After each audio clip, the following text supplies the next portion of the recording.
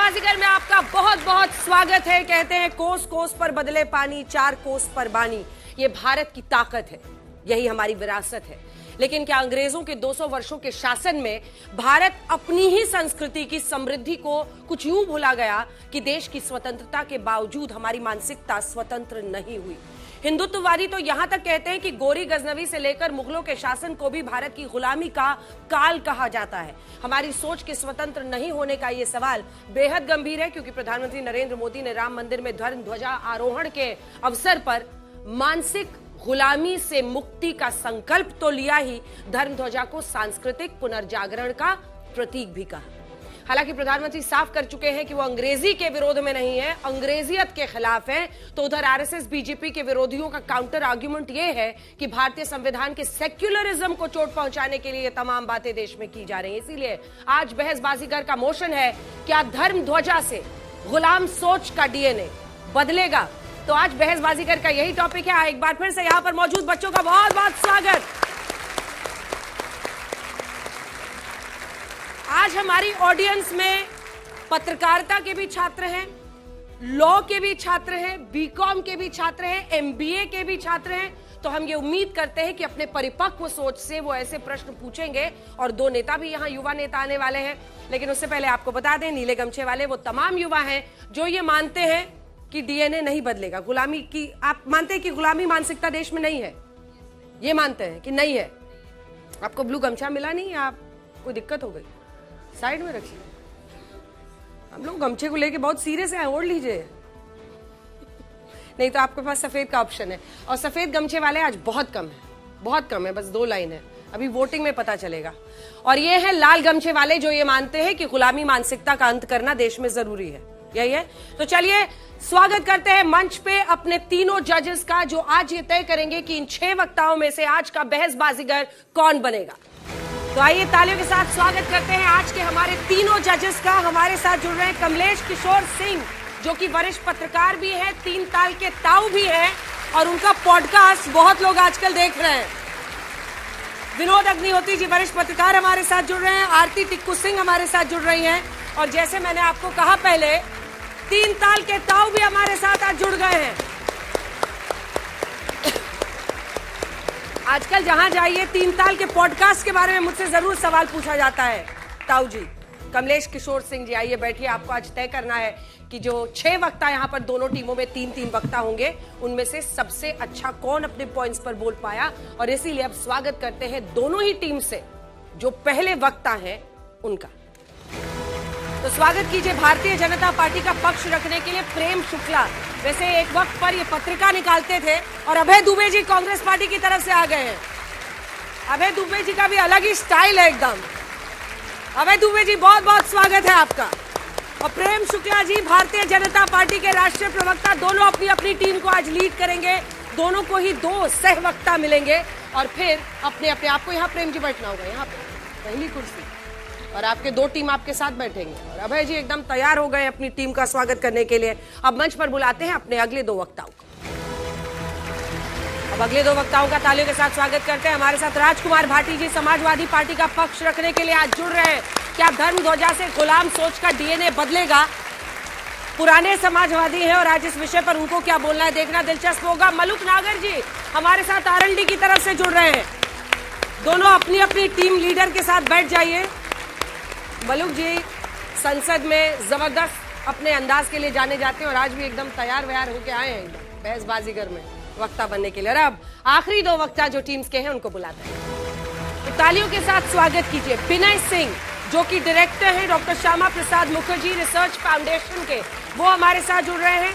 और प्रोफेसर अखिल स्वामी जी एक political analyst के तौर पर आज हमारे बीच पहुंच रहे हैं। तालियों के साथ आप दोनों का बहुत बहुत स्वागत। क्योंकि हमने आज कोशिश की है कि पॉलिटिकल लोगों को तो बुलाया ही जाए, लेकिन उसी के साथ एकेडमिक्स और जो विचारधारा को लेकर अलग अलग आइडियोलॉजीज की आजकल संस्थाएं चलती हैं, उनका भी प्रतिनिधित्व हो, ताकि एक सार्थक बहस इस मुद्दे पर की जाए। अब एक बार फिर से आप सभी को बताते हुए कि आप लोगों को शुरू में 2-2 मिनट का समय मिलेगा अपनी बात को रखने के लिए। यहां पर एक दूसरे पर चिल्लाने की जरूरत है नहीं। 2 मिनट में अगर आपके बातों में दम होगा तो ये जजेस कन्विंस होंगे और उसके बाद से आप लोग को रिबटल राउंड में 1-1 मिनट का समय जरूर मिलेगा। युवा नेता हम चुनेंगे अपने ऑडियंस के बीच से जो 45 सेकंड में इसी मुद्दे पर अपनी बात रखेंगे और हम एक-एक सवाल तीनों हिस्सों से लेंगे जिसका जवाब भी यहां पर टीम लीडर्स देंगे। लेकिन एक बार फिर से अपने दर्शकों को बता दें, अगर घर पे आप ये कार्यक्रम देख रहे हैं तो QR कोड आपके सामने है। आप भी इस मोशन पर अपना वोट डाल के बहसबाजीगर में शामिल हो सकते हैं। तो चलिए शुरुआत करते हैं। प्रेम शुक्ला जी, अभय दुबे जी, आ जाइए अपनी अपनी जगह पर, क्योंकि आप लोग टीम लीडर्स के तौर पर आज इस बहस की शुरुआत करने वाले हैं और आज का मोशन है। आइए अभय जी, क्या धर्म ध्वजा से गुलाम सोच का DNA बदलेगा? हाल ही में अयोध्या में राम मंदिर का काम संपूर्ण होने के बाद धर्म ध्वजा वहां पर फहराई गई है और उसी को लेकर यह विषय, क्योंकि वहीं उसी मंच से पीएम ने गुलाम सोच को खत्म करने की बात की, मैकॉली की सोच से बाहर निकलने की बात की। तो प्रेम शुक्ला जी, माइक उठाइए और इस विषय पर बोलने का आपका 2 मिनट का समय शुरू होता है अब। निश्चित तौर पर प्रभु रामचंद्र जी के भव्य दिव्य मंदिर पर जो धर्म ध्वजा फहराई है और राम राज्य की संस्थापना का जो हमारा संकल्प था, महात्मा गांधी स्वतंत्रता संग्राम के दौरान अंग्रेजों की दासता से मुक्ति के लिए जिस संग्राम का वो नेतृत्व कर रहे थे, उस संग्राम के नेतृत्व में उनके सामने जो आदर्श राज्य व्यवस्था थी और राम राज्य उनके सामने सबसे आदर्श व्यवस्था थी। इसलिए क्योंकि स्वयं महात्मा गांधी 1924 के हरिजन में लिखते हैं कि मैकाले की सोच ने किस तरह से भारत की पूरी तरह से चिंतन को, भारत की ज्ञान परंपरा को, भारत के दर्शन को पूरी तरह से दासता से आसक्त करने का कुकर्म किया हुआ है। ये महात्मा गांधी 1924 में हरिजन में लिखते हैं कि इस दासता की सोच से जो है वो मुक्ति दिलाना जो है वो हमारे स्वतंत्रता संग्राम का एक महत्वपूर्ण अंग है। इसी तरह से वो चैथम हाउस में जब उनका वहां पर जो है वक्तव्य होता है, तो चैथम हाउस के वक्तव्य में 1931 में भी महात्मा गांधी बारंबार मैकाले की सोच के खिलाफ भारत को, जिस तरह से भारत के रक्त में दासता को संस्थापित करने का प्रयास मैकाले के सोच ने, मैकाले के दर्शन ने किया, उससे मुक्ति का जो है आह्वान महात्मा गांधी तब भी कर रहे थे। तो जब राम राज्य की संस्थापना का यह शुभ कार्य आदरणीय नरेंद्र मोदी जी के नेतृत्व में 500 वर्षों बाद बाबर की जो आक्रांता विचार था, जिसने जो है प्रभु रामचंद्र जी के भव्य दिव्य मंदिर का ध्वंस करके वहां पर बाबरी मस्जिद बनाने का काम हुआ था, वह आक्रांता वृत्ति का प्रतीक था और वहां प्रभु रामचंद्र जी का भव्य दिव्य राम मंदिर बनना दासता से मुक्ति का सबसे बड़ा संकेत है। और उस संकेत पर जो है आज धर्म ध्वजा का फहराना। समय समाप्त हुआ। ये रोज वाला डिबेट नहीं है, आपको 2 ही मिनट मिलेंगे। बहुत ओपनिंग बैट्समैन ने अपनी तरफ से अच्छी बल्लेबाजी की है और आप लोग भी हौसला बढ़ा सकते हैं अपने अपने वक्ताओं का, अपनी अपनी टीम का। अगर आपको किसी की बात अच्छी लगे तो क्लैप कीजिएगा। अभय दुबे जी, ऐसे ही आप इनकी भी हौसला अफजाई कर सकते हैं अगर इनकी कोई बात अच्छी लगे। अभय दुबे जी, इस विषय पर क्या धर्म ध्वजा से गुलाम सोच का DNA बदलेगा? आपका 2 मिनट का समय शुरू होता है अब। रामराज्य की अवधारणा के लिए कहा गया है, जासु राजप्रिय प्रजा दुखारी सो इंद्र पवसी नरक अधिकारी। जिस राजा के राज में प्रजा को दुख भोगना पड़े वो नरक का अधिकारी होता है। मित्रों, इतिहास साक्षी है। यही 25 नवंबर 1949 को बाबा साहब अंबेडकर ने संविधान सभा में भाषण दिया और प्रधानमंत्री नरेंद्र मोदी जी का 25 नवंबर को जो भाषण 2025 में था उसका अंतर जानिए। एक धर्म की ध्वजा की बात करते हैं, एक राष्ट्र की ध्वजा की बात करते हैं। बाबा साहब अंबेडकर के भाषण को सबको सुनना चाहिए संविधान सभा में। उन्होंने कहा कि ऐसा नहीं था कि पहले हम परतंत्र नहीं थे, हमने बहुत मशक्कत के बाद इस आजादी को हासिल किया है, लेकिन भविष्य के भारत में मुझे 3 चिंताएं सताती है कि क्या हम फिर से गुलाम हो सकते हैं। उन्होंने कहा कि अगर ऐसा कोई नेतृत्व आ जाए, अधिनायकवादी नेतृत्व, जिसके चरणों में हम संवैधानिक संस्थाओं की स्वतंत्रता रख देंगे, तो फिर हम गुलाम होने की संभावना हमारी बन जाती है। ऐसा कोई नेतृत्व आ जाए जो देश से ऊपर धर्म को रखेगा, तो फिर भारत के वर्ष के परतंत्र होने की संभावना बनती है। ऐसा कोई नेतृत्व आ जाए जो सामूहिकता से सभी भारतवंशियों की अपेक्षा मुट्ठी भर लोगों के लिए काम करेगा, तो फिर हम परतंत्रता की गुलामियों की बेड़ियों में जकड़े जाएंगे। तो मुझे लगता है कि आज ही के संदर्भित विषय पर उन्होंने ये बात कही। महात्मा गांधी कहते थे कि राजनीति धर्म की अनुचरी है, धर्म के बगैर राजनीति निष्प्राण है। मगर धर्म क्या है? तो धार्यति इति धर्म। हमारे वेदों में, पुराणों में कहा गया कि जो हम धारण करते हैं, तो हमने क्या धारण किया? हमारे धर्म ने धारण किया सदाशयता, संयम, सदाचार, सहिष्णुता, क्षमा, ज्ञान। और हमारे देश ने धारण किया हमारा संविधान धर्म के रूप में। जब हम धर्म के रूप में अपना संविधान को धारण करते हैं तो 3 बात प्रमुखता से कहते हैं हमारा धर्म है धर्मनिरपेक्षता। तो अज्ञानता पर शिक्षा की प्रधानता हमारा देश का धर्म है, अंधविश्वास पर तर्क की प्रधानता हमारे देश का धर्म है, और धर्म के आडंबर पर विज्ञान की प्रधानता हमारा धर्म है। तो मैं प्रधानमंत्री जी से पूछना चाहता हूं कि धर्म की ध्वजा जब जब आप ऊपर करते हैं प्रधानमंत्री जी, तो किसानों की आमदनी 27 रुपए और धन कुबेर की आमदनी 1600 और समय समाप्त हुआ। जबरदस्त, दोनों ही ओपनिंग बैट्समैन ने अपनी अपनी टीम की तरफ से जबरदस्त बल्लेबाजी की है। कुछ कहना आप लोगों को दोनों से? बताओ। नहीं, पूछना नहीं है, बस ये कि आप उन्होंने गांधी जी के कंधे पर और आपने बाबा साहब के कंधे पर रखकर चलाया, पर तो गांधी जी के चरणों में ठीक है। जहां पे आपका काम ही तर्क देना है और इस कॉन्टेस्ट को जीतना है, तो जैसे भी गांधी जी के आपने जिक्र किया, तो जब गांधी जी कहते हैं कि वो धर्म जो गाय की पूजा का प्रवर्तन करता है वो किसी की नृशंस हत्या का समर्थक हो सकता है? ठीक है, चलिए इसी के साथ अब नेक्स्ट राउंड में, रिबटल राउंड में आइए आप दोनों। आइए मलुक जी और भाटी साहब, आइए। 2 मिनट का समय आपका। क्या धर्म ध्वजा से गुलाम सोच का डीएनए बदलेगा? इस विषय पर बोलने का आपका समय शुरू होता है अब। किस देश में सदियों से हमारे देश के लोग आक्रांताओं से लड़ते आए हैं। लोदीज से लड़े, मुगलों से लड़े, अंग्रेजों से लड़े, और कुछ लोग तो ऐसे हैं जो पाकिस्तान और हिंदुस्तान की बाउंड्री पे 600 किलोमीटर के करीब, जो ये लोग मुसलमानों के हमदर्द बनते हैं, जानते भी नहीं होंगे दलित मुसलमान क्या होते हैं। जो ट्राइबल्स में डाल दिए गए थे, जो लोदीज से लड़े, मुगल से लड़े, अंग्रेजों को जब ठोका, पीटा, छेता, उन्होंने ट्राइबल्स में डाल दिया उनको।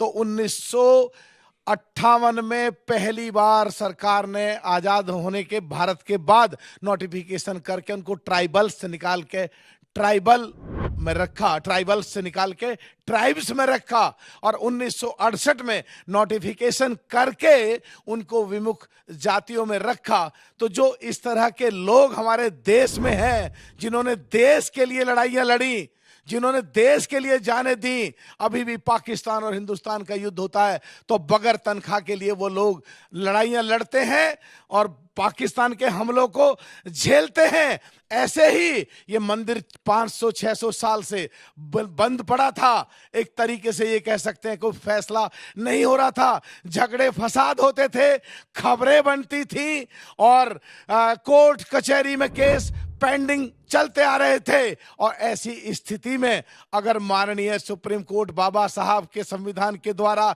महात्मा गांधी की सोच के द्वारा आजादी के बाद, उस सम्माननीय सुप्रीम कोर्ट के आदेश के बाद वो मंदिर बना और उस पर धर्म ध्वजा लहराया गया, इतना लंबा चौड़ा, तो वो प्रतीक है पिछले जो सताए गए लोग थे, तमाम कुरीतियों से आजादी मिली है। ठीक उसी तरह जिस तरह ये मंदिर पे धर्म ध्वजा लहराई गई है। समय समाप्त हुआ, समय समाप्त हुआ। वाह भाटी जी, माइक संभालिए और इस विषय पर बोलने का आपका 2 मिनट का समय शुरू होता है अब। आपका विषय बहुत विस्तृत है, गुलाम सोच के बारे में। गुलामी कई तरह की होती है, लेकिन मैं समझता हूँ आपका इशारा राजनीतिक गुलामी की तरफ होगा। गुलामी अगर ख़त्म हो तो बहुत अच्छी बात है, और धर्म ध्वजा फहराती रहें, ये भी बहुत अच्छी बात है। उसका हमें स्वागत करना चाहिए। हर नागरिक धर्म के रास्ते पर चले तो सारी समस्याएं खत्म हो जाएं, सारे विवाद खत्म हो जाएं। सवाल ये है कि आज भारतीय जनता पार्टी और आरएसएस अगर गुलामी ख़त्म करने की बात और राजनीतिक आज़ादी की बात कर रही हैं, तो इसका हमें बहुत ज़्यादा प्रसन्नता है इसकी, क्योंकि जब देश की आज़ादी की लड़ाई चल रही थी, 1925 में आरएसएस का गठन हुआ, 1947 तक आरएसएस का कोई रोल स्वतंत्रता आंदोलन में नहीं था। 22 साल तक ये आज़ादी के आंदोलन से अलग रहे। जब देश का तिरंगा झंडा राष्ट्रध्वज स्वीकार किया गया, इन्होंने उसका विरोध किया। जब देश का संविधान स्वीकार किया गया, इन्होंने संविधान का विरोध किया। इन्होंने कहा हमें मनुस्मृति पर आधारित संविधान चाहिए।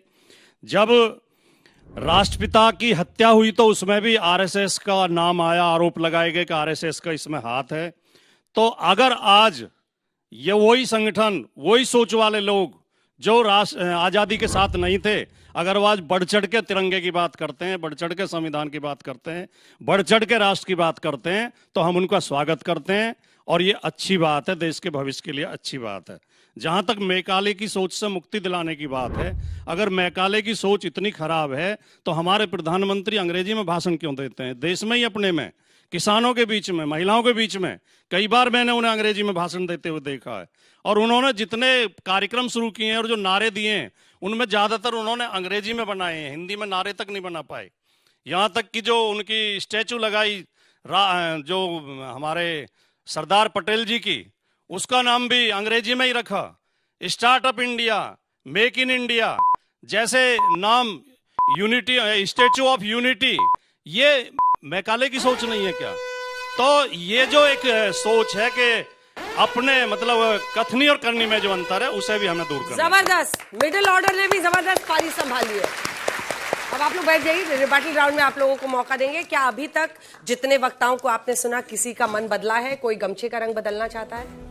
आप बदलेंगे? किधर जाना है? लाल? बदलना तो प्रकृति का सबसे बड़ा नियम है। वैसे बदलाव का युग है ये। हाँ? ये युग तो बदलाव का ही है। बिल्कुल। कब कौन कहां बदल जाए, किधर चला जाए। आइए फटाफट नीचे आइए, यहाँ पर लाल गमछे दीजिए जल्दी से और लाल गमछा लेकर अपनी जगह पर जाइए, जिसके बाद मैं आप लोगों के बीच में आऊंगी और अब हम युवा नेता चुनेंगे। दोनों ही तरफ से एक एक नेता आ सकते हैं और 45 सेकंड का समय आपको मिलेगा इस विषय पर बोलने का। किसी का दिल कर रहा हो इस विषय पर बोलने का? ऐसा ना दिल तोड़िए हमारा, कोई तो होगा। आइए, वाह, ताली बजाइए इनके लिए।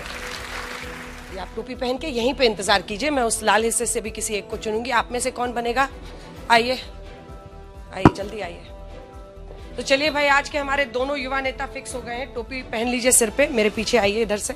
और आप दोनों को 45 सेकंड्स, 45 सेकंड थोड़ा कम मिलेगा, अलग ही एकदम पूरा सर्दी से बचाव कर लिए हैं। आइए, आप दोनों तय कर लीजिए आपस में। कोई, आई एम ओपन, जिसको पहले बोलो। स्टार्ट कर लीजिए। लीजिए, पहले आप शुरू करेंगे? चलिए ठीक है, अपना नाम बताइए। आर्यन आर्या। आर्यन जी, इस विषय पर बोलने का आपका 45 सेकंड्स का समय शुरू होता है अब। मोदी जी जिस मैकाले की विचारधारा की विरोध कर रहे हैं, क्या वो 1835 से नहीं है? क्या 1947 से ये विचारधारा नहीं है? यदि है तो क्या इसी विचारधारा पे चल के इसरो नहीं बना, नासा नहीं बना, IIM IIT नहीं बना? अगर इस विचारधारा में कुछ दिक्कत होती तो क्या आज हम इतना आगे बढ़ पाते? आज तीसरी या चौथी सबसे बड़ी इकोनॉमी है हमारी, अर्थव्यवस्था है। मोदी जी सबको इंग्लिश पढ़ा रहे हैं, क्यों नहीं वो हिंदी कंपलसरी कर देते, संस्कृत कंपलसरी कर देते हैं? ये दोहरा रवैया क्यों? मैं आप सबसे पूछना चाहता हूं, क्या ये सही है? नेताजी गजब गजब, बहुत अच्छा। तुम तो तभी मन मोह लिए थे जब तुम टोपी ऐसे पहने थे। अपना नाम बताइए। मेरा नाम वंशमणि सिंह है, मैं बिहार से हूँ। वाह, एक सेकंड टाइमर लगने दीजिए। आपका 45 सेकंड का समय इस विषय पर बोलने का। क्या धन ध्वजा से गुलाम सोच का DNA बदलेगा? शुरू होता है अब। सबसे तो पहले मैं उनकी बातों का जवाब देना चाहता हूं जो वो बोले कि मोदी जी अंग्रेजी में बोलते हैं, और अभी सर ने भी बोला कि मोदी जी अंग्रेजी में बोलते हैं। सरदार वल्लभ भाई पटेल के जो स्टैच्यू ऑफ यूनिटी है उसका इंग्लिश में नाम रखते हैं। तो आजकल जो भी बच्चे पढ़ते हैं ना, हम लोग पूरा देश वेस्टर्नाइज की ओर जा रहा है। हम लोग को भी कंपनियाँ लगती है, IIT में बच्चे पढ़ते हैं, IIM में पढ़ते हैं, UPSC करते हैं। तो हमारा देश को भाई बस इंडिया तक सीमित नहीं रखना है, उसको ऑल ओवर वर्ल्ड में लेके जाना है। तो उसके लिए हमें अंग्रेजी की जरूरत पड़ती है। और जो बाहर से टूरिस्ट आते हैं इंडिया, उन्हें स्टैच्यू ऑफ यूनिटी वहाँ पे बोलेंगे ना सरदार वल्लभ भाई पटेल, हिंदी में लिखी हुई रहेगी, उनको समझ में नहीं आएगी। जो इंग्लिश में लिखी हुई रहेगी उनको सब, जो चाहे वो तेलुगु के हो, मलयालम के हो, या फिर कन्नड़ के हो, हिंदी के हो, इंग्लिश के हो, सबको इंग्लिश समझ में आती है। तो वो उसके लिए इंग्लिश है। और दूसरी बात, जो धर्म ध्वजा की बात आप कर रहे हैं, आप देख सकते हैं कि जब से राम मंदिर बना है, जो भी समाप्त हो। एक पॉइंट और है। अच्छा, एक पॉइंट है, जल्दी से एक पॉइंट और है, एक पॉइंट जल्दी से, एक लाइन सिर्फ जी। हाँ, युवा नेता को जी जी जी जो भी लोग अयोध्या आते हैं तो आप देख सकते हैं बहुत फाइनेंशियल प्रॉफिट भी होती है। एयरपोर्ट पे आते हैं तो एयरपोर्ट पे जो गवर्नमेंट को फायदा होता है, होटल में आते हैं तो होटल वाले को फायदा होता है, रेस्टोरेंट में खाना खाते हैं तो रेस्टोरेंट वाले को फायदा होता है। तो आप फाइनेंशियल प्रॉफिट भी देख सकते हैं, देश की जीडीपी में बहुत सारे फायदा मिलता है। जबरदस्त, बहुत अच्छा। मुझ पर पक्षपातपूर्ण रवैये का आरोप न लगे। अगर आपके मन में कोई ख्याल आ रहा हो, एक लाइन वाला। मैं केवल ये कहना चाहता हूं कि अगर मैकाले की व्यवस्था हटानी है तो क्या IIT IIM सबको भुलाना आप पसंद करेंगे? आईआईएम से बुलाना पसंद करेंगे? मुझे लग रहा है आज दोनों बिहार के आए हैं नेता यहाँ पर। अभी अभी चुना हुआ, जबरदस्त ताली, वाह वाह, बहुत अच्छा, बहुत अच्छा। आइए आप लोग अपनी अपनी जगह पे इधर से चले जाए। दोनों ने जिगरा जरूर दिखाया, मैं इस बात की प्रशंसा करूंगी। एक बात स्पष्ट करना जरूरी है कि ये अंग्रेजी भाषा के बारे में नहीं है, अंग्रेजी सोच के बारे में है। अंग्रेजियत नहीं, जो अभी सर ने कहा कि अंग्रेजी सोच का विरोध है, अंग्रेजी भाषा का विरोध नहीं है, तो मैंने अर्थ ये निकाला कि भारतीय लोगों को विदेशी गाड़ी, विदेशी चश्मा, विदेशी घड़ी, विदेशी सैर सपाटे से बचना चाहिए। ये बात तो मोदी जी ने अपने व्याख्या है, ये बात मोदी जी ने अपने भाषण में कही, जबकि चीन से इंपोर्ट $100 बिलियन का कर लिया है। चलिए, हम आपको जज करने आए हैं। आज उल्टा ही हो रहा है, आपको परखा जा रहा है, बहुत तीखे लोग हैं ये। चलिए अब मंच पर बुलाते हैं आखिरी दो वक्ताओं को, जिनके साथ हमारे साथ मंच पर जुड़ेंगे विनय सिंह साहब और प्रोफेसर अखिल स्वामी जी। तालियों के साथ आप दोनों का बहुत बहुत स्वागत, बहुत स्वागत। तो शुरू करते हैं विनय जी, आपका इस विषय पर बोलने का 2 मिनट का समय शुरू होता है अब। अंजना जी, जो प्रधानमंत्री मोदी जी ने राम मंदिर से बात कही, वो बात गांधी जी ने भी कही। मैकाले का विरोध अंग्रेजी का विरोध नहीं, अंग्रेजी सोच का विरोध है। और अंग्रेजी सोच चश्मे, गाड़ी और इससे नहीं आती। मैकाले सही में शिक्षा का प्रचार प्रसार करना चाहते थे कि जो कॉलोनियल लेगेसी है उसको मजबूत करना चाहते थे, कॉलोनीज को और मजबूत करना चाहते थे। तो मुझे लगता है बहस इस पे होनी चाहिए। दूसरी बात, बार बार आती है बात, मैं टीवी डिबेट्स में भी सुनता हूं कि संघ जो है झंडे के विरोध में है। मैं आपको बताता हूं कि पहले अभी नक्सलिज्म खत्म कर रहे हैं हम लोग। 31 मार्च देश से समाप्त होने का एक डेडलाइन दे दिया गया है। 1981 में विद्यार्थी परिषद के कार्यकर्ता थे विनोद कुमार झा, अभी एनआईटी वारंगल है, वहां पे उनकी हत्या नक्सलाइट्स ने कर दी। मालूम है क्यों? क्योंकि अरविंद और विवेकानंद की बात करते थे। 1983 में समा जगमोहन रेड्डी की हत्या हुई उसी एनआईटी वारंगल में। मालूम है क्यों? झंडा फहरा रहे थे तिरंगा। और किसने मारा? नक्सलाइट्स ने मारा, इसलिए कि विद्यार्थी परिषद तिरंगे के साथ में था। जो मारने वाला व्यक्ति था वो बाद में जनरल सेक्रेटरी बनता है सीपीआई माओइस्ट का, उसी एनआईटी वारंगल का, वहीं का छात्र है। अभी बसव राजू, उसको अप्रैल में सुरक्षा बलों ने मार गिराया। इसलिए प्रोपेगेंडा पे नहीं जाना चाहिए। दूसरा, प्रधानमंत्री जब वहां कहते हैं तो राम राज्य की कल्पना साकार होती है। राम राज्य का मतलब सिंपल सा है कि जो डेमोक्रेसी की कल्पना दुनिया में है कि डार्विन की थियरी से नहीं चलती, सर्वाइवल ऑफ द स्ट्रॉन्गेस्ट से नहीं चलता, survival of the weakest democracy है। अंतिम व्यक्ति जो लाइन में खड़ा है, जो सबसे कमजोर है, उसकी कल्पना, उसको जब हम सरकार वहां तक पहुंचती है तब राम राज्य की कल्पना साकार होती है। इसलिए राम मंदिर के स्थान से इस बात को कहना कि कॉलोनियल लेगेसी या कॉलोनियल हैंगओवर से हमको निकलना चाहिए, इसलिए मैकाले की बात प्रधानमंत्री कहते हैं। अभी हम एक ब्रीफ वॉर में गए हैं, ऑपरेशन सिंदूर में। मैं आपको बोलूं कि त्रेता के नियमों से हमने कलयुग में युद्ध लड़ा है।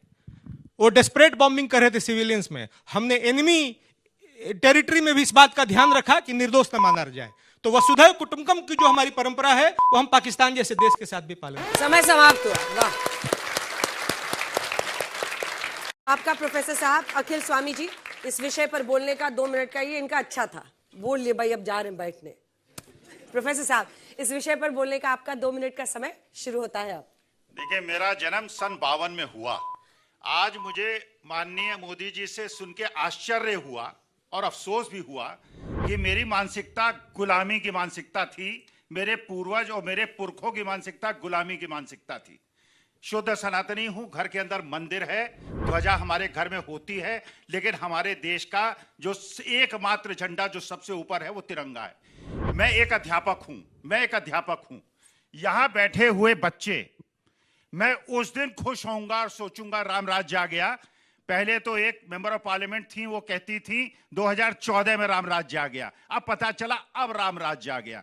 राम राज्य उस दिन आएगा जिस दिन मेरे देश के युवा बच्चों को, जो पहले 17 साल की नौकरी आर्मी के अंदर करते थे, अब उनको 4 साल में रिटायर कर दिया जाएगा और 75 साल के लोग अभी एक्सटेंशन मांगेंगे 85 ईयर्स तक का। मैं उस दिन का इंतजार कर रहा हूं। यहां बैठे हुए सारे छात्र गिग वर्कर्स नहीं बनेंगे। जब इनके माता पिता पैसे खर्च करके अपने जमीन को गिरवी रख के बच्चों को मैनेजमेंट इंस्टीट्यूट्स और इंजीनियरिंग कॉलेज में भेजते हैं, उन्हें कम से कम इतनी तनख्वाह मिलेगी कि अपने माँ बाप की सेवा कर पाएंगे। उस दिन मैं मानूंगा कि राम राज्य आ गया। लेकिन इस बात से मुझे बड़ा अफसोस हुआ, एक अध्यापक के रूप में अफसोस हुआ। देखिए, भगवान श्री राम, मैं हिंदू हूं, मेरे दिल में बसते हैं। जो यहाँ मुसलमान बच्चे होंगे उनके दिल में उनके अल्लाह बसते हैं। जो सिख बच्चे होंगे उनके दिल के अंदर गुरु गोविंद साहब और उनकी जो धर्म वो हैं ग्रंथ वो बसते होंगे। जो अगर क्रिश्चियन होंगे जीसस क्राइस्ट के अंदर। ये देश एक ऐसा देश है, हम 142 करोड़ लोगों के परिवार हैं। और क्योंकि मैं शुद्ध सनातनी हूं, सर्वे भवन्तु सुखिनः सर्वे सन्तु निरामया। मैं बैठे हुए एक बच्चे अध्यापक रहा, आज तक किसी बच्चे का धर्म और जात मैंने नहीं पूछा। लेकिन अगर समय समाप्त हुआ सर, समय समाप्त हुआ। बहुत अच्छा भाई, सबने अपनी अपनी टीम की तरफ से जबरदस्त बल्लेबाजी की। आप दोनों का बहुत बहुत धन्यवाद। आप लोग अपनी जगह पर जा सकते हैं। और दोनों तरफ से प्रेम शुक्ला जी और अभय दुबे जी आइए। अगर जजेस के भी कोई सवाल है जो आप लोग इन दोनों से करना चाहते हैं, युवाओं से भी मैं एक एक सवाल दोनों के लिए लूंगी। आरती जी, आप कोई सवाल करना चाहती हैं दोनों से, जो जानना चाहें? अभी तक मुझे ये समझ आ रहा है कि जो मुद्दा है उस पे फोकस नहीं है। बहुत अलग अलग डायरेक्शन से आर्गुमेंट दिए जा रहे हैं, तो मुझे लगता है बहुत कंफ्यूजन है अभी तक डिबेट में। आप बहुत स्ट्रिक्ट जज बैठिए। आप रुकिए, अभी रुकिए। हाँ, विनोद। एक सवाल प्रेम जी से पूछ लूं, प्रेम शुक्ला जी से, कि जैसे धर्म ध्वजा फहराई गई अयोध्या में, तो अब गुलामी का जो है, मानसिक गुलामी उससे दूर होगी, जैसा कि प्रधानमंत्री जी ने कहा है, आप भी कह रहे हैं। तो इसके पहले वो अटल जी की सरकार बनी तो क्या मानसिक गुलामी की सरकार थी, या मोरारजी देसाई की सरकार बनी जनता पार्टी की, वो मानसिक गुलामी की सरकार थी? सर, मेरा सवाल दोनों स्पीकर से है। आपकी गुलामी मानसिकता पर सवाल है, पर मेरा एक ये है कि पूरे 140-142 करोड़ लोगों में एक सिविक सेंस की जो भावना होती है वो होनी चाहिए, क्योंकि अभी भी हम जाते हैं पब्लिक स्पेसेस में, हम देखते हैं कितनी गंदगी फैला रखी है लोगों ने। अंग्रेजियत की बात करते हैं, फिर सीबीएसई बोर्ड में क्यों इंग्लिश कंपलसरी है? आप दिल्ली यूनिवर्सिटी में आते हो, आपका पेपर इंग्लिश में लिखा जाता है, क्यों?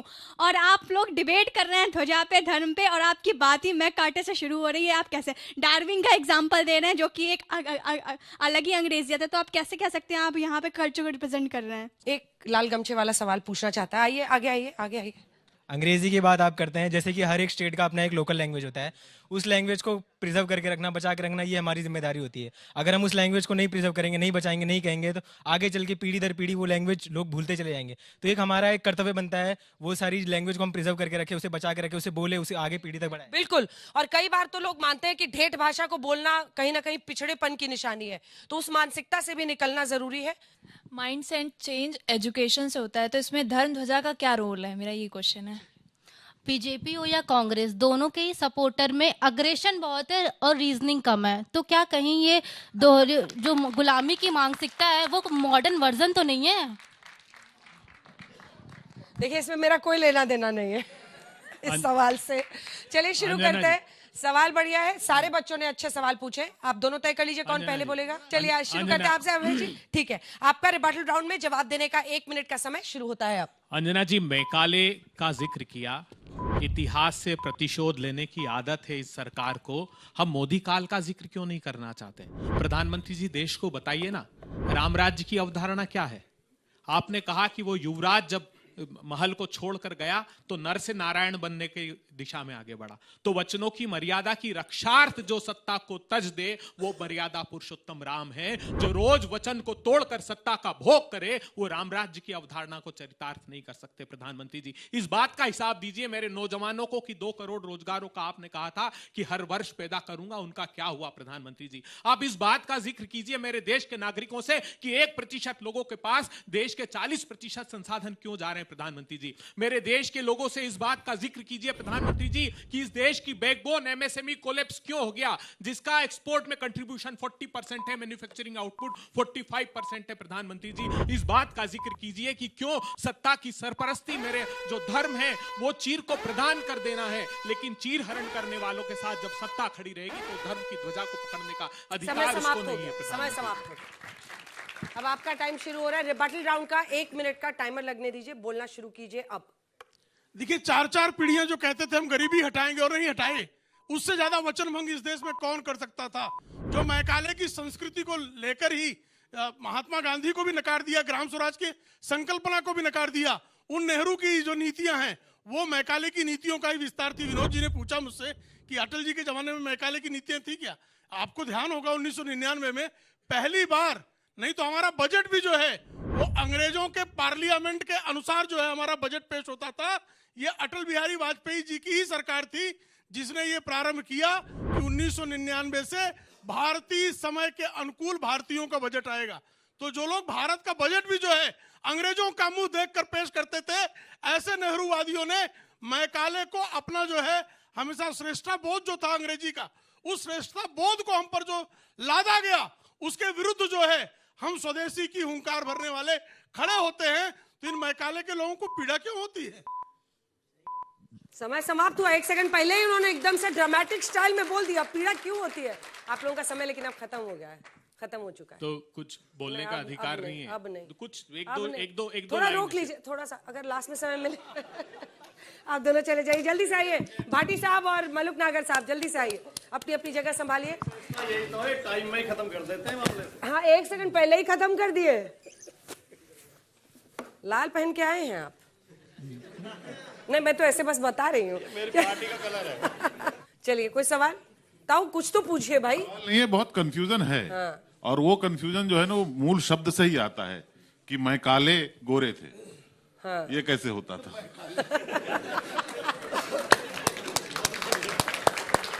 विषय जो बहुत कॉम्प्लिकेटेड है, उसमें और कंफ्यूजन को ऐड कर रहे हैं। तो मैं आशा करता हूं कि आप लोग भी इस परंपरा को जारी रखेंगे। मैकाले ने हमको दिया क्या है कंफ्यूजन के अलावा? भाटी जी से मेरा एक सवाल है छोटा सा।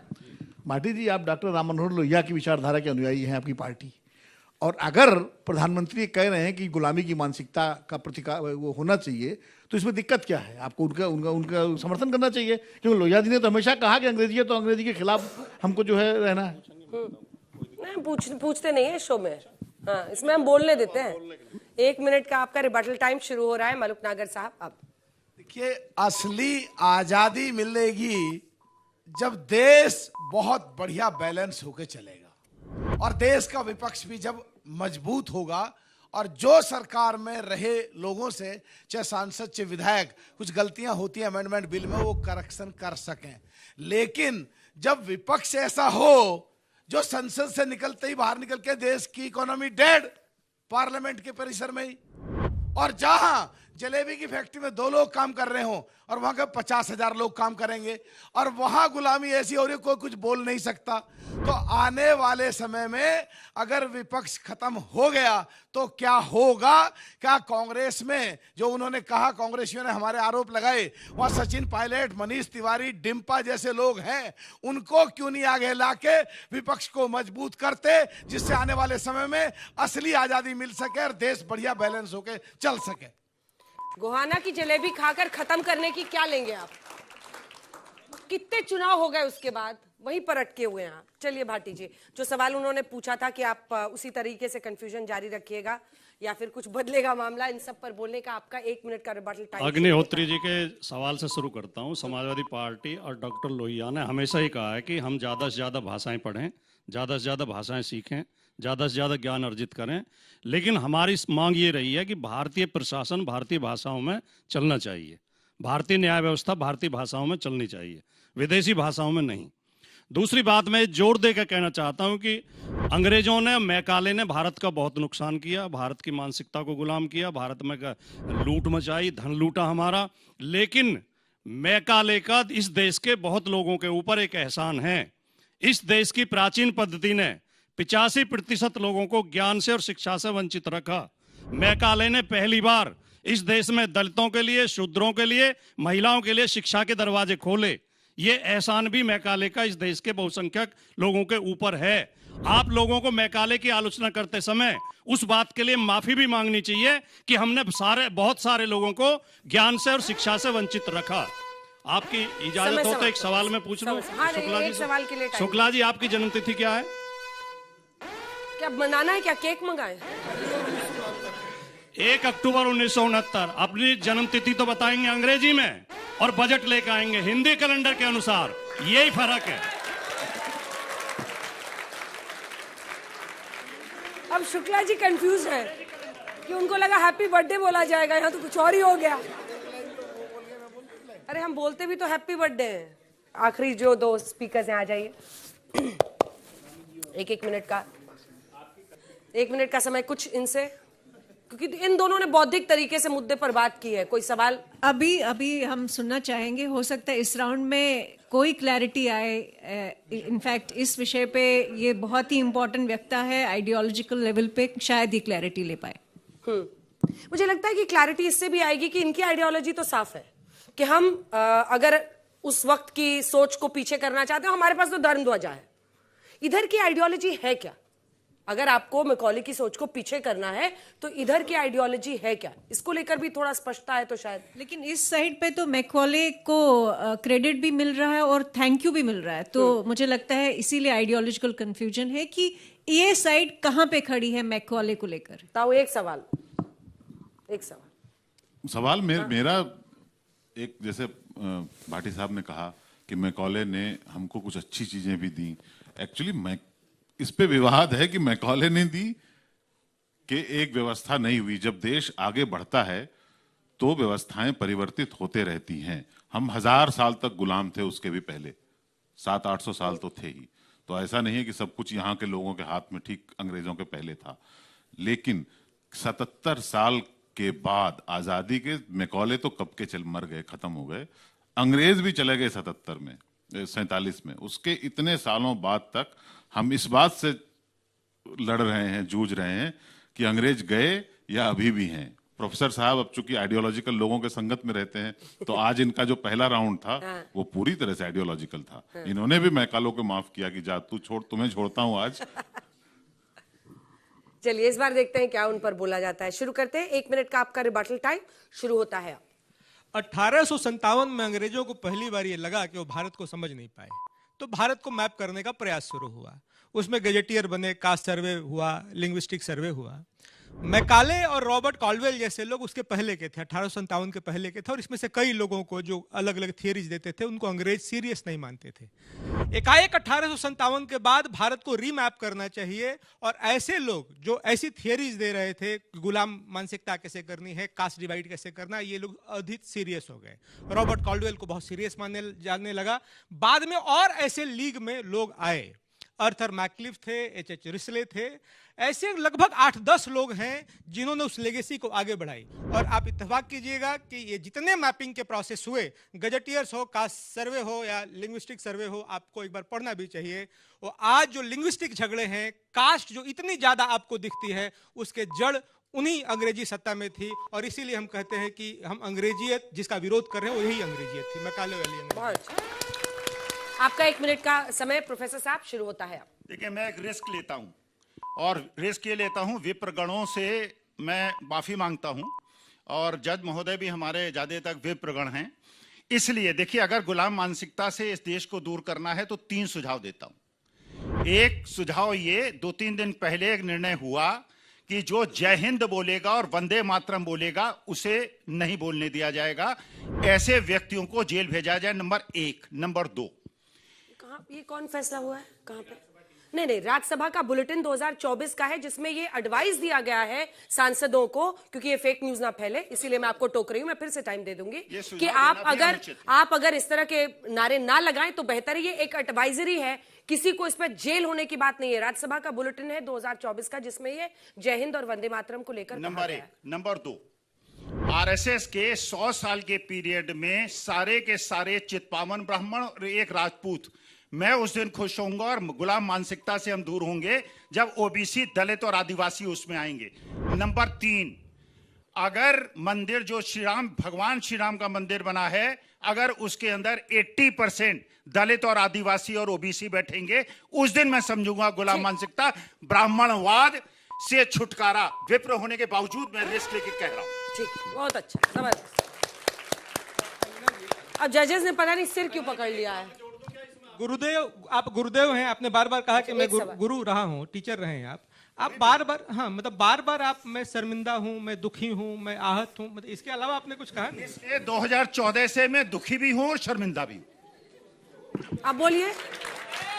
2014 का जिक्र अभी किया इन्होंने, मतलब ये तो ऐसा लग रहा था कि आजीवन आप दुखी हैं, शर्मिंदा हैं, इस टाइप का हुआ क्लियर। अरे मैं कभी परजीवी और कभी शर्मसार नहीं हुआ।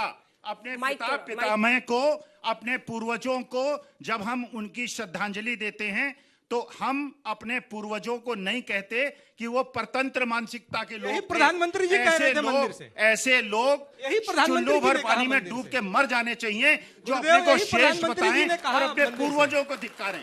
यही प्रधानमंत्री जी ने कहा गुरुदेव उस मंदिर से कि मैकाले और अंग्रेजियत से हमको मुक्त होना चाहिए, मैकाले की आत्मा से मुक्त होना चाहिए, यही प्रधानमंत्री जी कह रहे थे गुरुदेव। चलिए ठीक है, इतना टॉन्ट तो मैंने बहुत दिनों बाद सुना, एकदम यहाँ तक बिजलियां कड़क रही है। बावजूद मेरे उस वाक्यों को क्षमा करेंगे। विनय आप जी दोनों आपसे एक बैठिए सवाल अपनी पूछ अपनी लूं? जगह पर, अपनी अपनी जगह पर। विनय जी से एक सवाल। आपने कहा कि अंग्रेजों की वजह से जातियां उपजातियां सारा विभाजन हुआ, एकलव्य का अंगूठा क्या अंग्रेजों के समय काटा गया था? शुक्ला जी और अभय जी आ जाइए। शुक्ला जी इसका जवाब आप दे दीजिएगा। इस बीच आप में से कोई ऐसा है जो गमछा बदलना चाहता है? पहली बात तो एकलव्य को शूद्र कहना ही गलत है, वो शूद्र नहीं था, आदिवासी था। वो नहीं भी, वो भी भाई वो किसी जो को है गमछा नहीं बाकायदा बदलना। राजा एक सेकंड के जवाब दे सारथी का पुत्र था वो। अरे भाई कोई नहीं, किसी को नहीं बदलना सेनापति है। का पुत्र है। चलिए नहीं तो द्रोणाचार्य ने शिक्षा क्यों नहीं दी चलिए, उसको? अब आप जवाब दीजिए। द्रोणाचार्य शिक्षा क्यों नहीं दी उसको? द्रोणाचार्य क्योंकि सिर्फ पांडवों को शिक्षा देना उनका जो तय था। ठीक है, जवाब आप एकलव्य पर हो, जो बोलना है जल्दी से, जिसके बाद हम वोटिंग कराने वाले हैं। मैकाले ने जो भी नुकसान किया, कम से कम ये एक नुकसान हमारे लिए परमानेंट करके गया है कि हमें कुछ समझ नहीं है कि हमारा कल्चर क्या है, हमारा ट्रेडिशन क्या है, हमारे नॉलेज सिस्टम्स क्या है, लगभग सब ध्वस्त करके गया वो। उसको पुनर्जीवित नहीं कर सकते आप, आगे ही बढ़ना प्रयास तो पड़ेगा। करना ही होगा, कम से कम उससे मुक्ति तो पानी होगी। अंजना और जी, आदरणीय मोदी जी यही कह रहे हैं कि जब 1835 के 200 वर्ष पूरे होंगे, मैकाले के उस सिद्धांत के जब 200 वर्ष पूरे हो, तो कम से कम हम अंग्रेजियत के श्रेष्ठता बोध को हम तिलांजलि दे दें, इतनी सी बात है। आप तो आपके कार्यकाल पूरा हो तो अकाउंटेबिलिटी बताइएगा कि क्या फिक्स हुई है, जनता को वो बताइएगा। रोज रोज बताते हैं भाई, रोज रोज। जो इस नेहरू की तरह नहीं है कि मजरू सुल्तानपुरी को जेल भेजते हैं गीत लिखने पर। कि हम इंदिरा की तरह नहीं है कि अब हम जब कि आपातकाल लाद दें। हम सोनिया की तरह भी नहीं है कि कार्टून बनाने वाले की हत्या करा दें। हम मोदी की तरह नहीं है जो 8,000 करोड़ का इलेक्टोरल बॉन्ड का घोटाला करें। कोई घोटाला नहीं है। हम मोदी की तरह नहीं है मोदी जी को राजनीति का प्रतिशोध लेना है। मार्क्स बना लिए, अब कोई फायदा ही नहीं है इसका, कोई फायदा नहीं है। बैठिए आप लोग। चलिए, बहुत बहुत धन्यवाद आप दोनों का। जबरदस्त तरीके से देखिए, पैशन देखिए अपने अपने तरह से मोशन को डिफेंड करने का। हमारे तमाम दर्शक जो घर पर मौजूद हैं वो भी इस मोशन पर वोट कर सकते हैं। आप लोग भी QR कोड स्कैन कीजिए और उसके बाद से हम वोटिंग की शुरुआत करेंगे। और इस बीच जजेस अपना मन बना रहे हैं कि किसको चुनना है आज का वक्ता। हालांकि आज इंप्रेस्ड है कि नहीं है आप लोग? आज सबसे बड़ी समस्या हमारे सामने ये है कि कोई भी वक्ता विषय पर रहा ही नहीं है, तो हम बाजीगर किसको चुने, जिस पर हम लोग बात कर रहे हैं अभी। अच्छा, अब वो आप तय नहीं करेंगे। नहीं, वो विषय तो आप तय नहीं मतलब करेंगे। नाचे ना आवे तो आंगन ही टेढ़ा। विषय है, विषय है सर, अंजना इस जी पर वही बहस की है। जरूरत है। बिल्कुल बिल्कुल है। देखिए, आपके सपोर्टर्स भी कह रहे हैं कि है, आपके सपोर्टर्स भी कह रहे हैं। अंजना जी, आपके ये मामला supporters जो है ना, हर बार जो होता है कि परीक्षा में प्रश्न कुछ भी पूछा जाए, मैं जो रट के आया हूं वही बोलूंगा, मैं लिखूंगा वही जो मुझे आता है। अच्छी स्ट्रेटजी है ये। आप एक लाइन बोल ही लीजिए, मन का आपका। विज्ञान का विषय की क्लास है और इतिहास का प्रश्न पूछ रहे हैं प्रतिशोध के लिए, ये शिकायत है देश को। चलिए, अब आप लोग वोटिंग की शुरुआत कीजिए। हाँ, आप कहाँ मानने वाले हैं? ये कंफ्यूजन इन्हें हमेशा ही है, पार्टी में भी है। 3 साल तक अध्यक्ष नहीं बनाया, नेता कुछ का कुछ बोलते हैं, कंफ्यूजन है, वही कंफ्यूजन दिख रहा है। चलिए, आप सभी का QR कोड स्कैन हो गया? सबका? कोई ऐसा जिसका नहीं हुआ है हाथ उठाइए, because I don't want any complaints later please. सबका हो गया? वोटिंग शुरू करें? तो आज के विषय पर वोटिंग करने का आपका 60 सेकंड का समय शुरू होता है अब। 60 सेकंड का समय है। धर्मध्वजा से गुलाम सोच का DNA बदलेगा। अभी तो हाँ कहने वाले आगे चलते हुए दिखाई दे रहे हैं, नहीं कहने वाले 26, 25, 27, 28, कह नहीं सकते वाले 10% है। आज देखिए, गिन के आप देख लीजिए कितने, 1, 2, 3, 4, 5, 6, 7, 8, 9, 10 और इधर भी लगभग 10, 11, 12, 13, 14, 15, 16, 17 है इतनी बड़ी भीड़ में, और 8% आया, नीचे आया। ये DNA शब्द भी मैकाले की सोच से ही होगा। हाँ कहने वाले 53%, 52%, इधर 39%, नहीं कहने वाले भी ऊपर बढ़ रहे हैं, और 8% हैं जो कह नहीं सकते हैं। अगर आप भी अपने घर में हैं, QR कोड स्क्रीन पर देखकर आप भी उसको स्कैन करके अपना वोट डाल सकते हैं। और 20 सेकंड आखिरी के बचे हैं। 18 सेकंड, कुछ ही देर में जो वोटिंग लाइन से वो खत्म होंगी। धर्म ध्वजा से गुलाम सोच की जो मानसिकता है, क्या वो बदलेगी? 51% हाँ कहने वाले, 50%, 39%, काफी करीब आ रहा है, 50-41, फासला कम है, 9%। और इसी के साथ समय समाप्त हुआ। 50% लोग आज जो यहाँ पर मौजूद है वो ये मानते हैं कि धर्म ध्वजा से गुलाम सोच का डीएनए बदलेगा। तो भाई टीम प्रेम शुक्ला की जीत हुई आज। हाँ हाँ, आप खुश रहिए, खुश रहिए सर, ले लीजिए, ये बीच वालों को भी ले लीजिए आप। 99 सीट जो है 299। अच्छा अंजना जी, हाँ। अब कमलेश जी घोषणा करेंगे आज के बहस के बाजीगर की। हाँ, जिस दिन जब सब समझ नहीं आ रहा है तो ताऊ पे आप डाल दीजिए। नहीं, कलेक्टिव डिसीजन, ये सहमति से हुआ, सहमति से हुआ, हम तीनों ने सहमति से डिसीजन लिया है। और देखिए आप अब अच्छे से अनाउंस कीजिएगा, मतलब दिल से, ऐसा नहीं कि नहीं अच्छा बोला, ठीक ही बोला। हमारा काम काफी कठिन होता है, हाँ। क्योंकि सारे वक्ता इतना अच्छा बोलते हैं कि आपको निर्णय करने में मुश्किल हो जाता है कि किसको आप ये हुई बात, हाँ, आज का बाजीगर बनाएंगे। ऑल 6। तो आज क्या हुआ कि नहीं, निर्णय है, हाँ, निर्णय है। आज क्या हुआ, हमारी जो बहस थी वो ये हो गया कि कौन मुद्दे से कितनी दूर जा सकता है। तो और कितना कंफ्यूजन क्रिएट कर सकता है। सामान्य दिनों में जो लोग बहुत प्रखर होते हैं, मैं ये सोच रही हूँ कि इस शो के बाद मैं आपको इनके साथ नहीं छोड़ूंगी, वो दूर जाकर भी। तो आज मुद्दे से सबसे दूर जाने वाले जो व्यक्ति हैं, आज हम उनको बहस बाजीगर बनाते हैं, और वो हमारे प्रिय मलूक नागर जी। ताली बजाइए। कमलेश जी, आपने ठीक नहीं किया वैसे आज, जो गुगली मारी है ना जजेस ने। ये कलेक्टिव डिसीजन है, कोई अकेले कमलेश जी का नहीं, हम तीनों का डिसीजन। पूरी सहमति। देखिए सबने बीच-बीच में मलूक जी का चेहरा दिखाया, उनको समझ नहीं आ रहा खुश होए कि रोए। अंजना जी, मतलब आजकल अवार्ड होता है वर्स्ट ड्रेस, सबसे खराब गाना, सबने बीच-बीच में मैकाले और सोच को छुआ, मलिक साहब ने बिल्कुल नहीं छुआ। बोला नहीं। स्थिति ऐसी होगी जो कांग्रेस के रिजल्ट के बाद होती है। देखिए इन्होंने भी गुगली मारी है। तो चलिए, बहुत बहुत बधाई आप लोगों को, बहुत बहुत धन्यवाद तमाम आज जो वक्ता रहे और यहाँ पर बैठी हुई जबरदस्त ऑडियंस का, जजेस का। इसी के साथ आज के बहस बाजीगर में इतना ही। देश दुनिया की बाकी खबरों के लिए आप देखते रहिए आज तक।